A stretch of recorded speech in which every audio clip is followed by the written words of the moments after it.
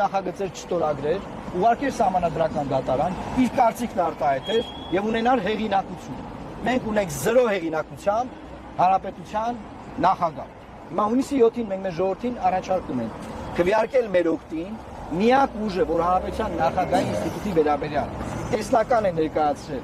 ժողովրդին, դա Լուսավոր Հայաստանն է։ Քվեարկելով թիվ 19 քվեաթերթիկով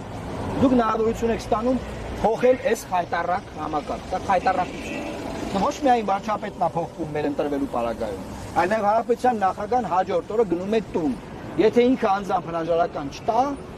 իմպիչմենտով նրան կհեռացնենք, սահմանադրական լծակները կան։ Բայց ինքը շատ արագ հրաժարական կտա, այդտեղ մտածելու բան չունենք։ Ես մեկ այլ ամոթալի բան կարող եմ ասել, որ հանրապետության նախագահ գնաց իրանց եւ ասեց կյանքից մեջ առաջին անգամ տեսնում եմ պետական սահման։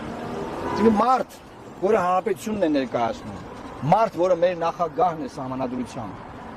գնաց իրանց ու ասեց կյանքից մեջ առաջին անգամ տեսնում եմ Հայաստանի սահմանը, պետական։ Այսինքն այս մարդը,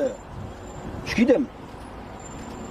ադրբեջանական թեզը վերցրած ասում է, որ միակ սահմանը, որ ունենք, դա է, որտեղ Ադրբեջանը ասում է, որ բոլոր Հայաստանի սահմանները Ադրբեջանի հետ պայմանական են։ Միակ սահմանը, որ պայմանական չի, 12.9 կիլոմետր։ Այս մարդը վերցրեց Ադրբեջանի թեզը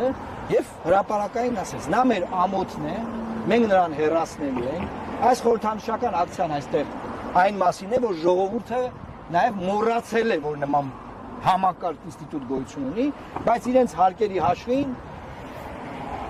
պետական ինքնաթիռով այստեղից այնտեղ է գնում եւ իր անիմաստ գոյությունը ապահովում։ Խոսքը միլիոնավոր դոլարների մասին է։ Բաժանորդագրվեք Արմատ մեդիայի ալիքներին սոցցանցերում։ Հետևեք մեզ նաև Armat Media AM կայքում։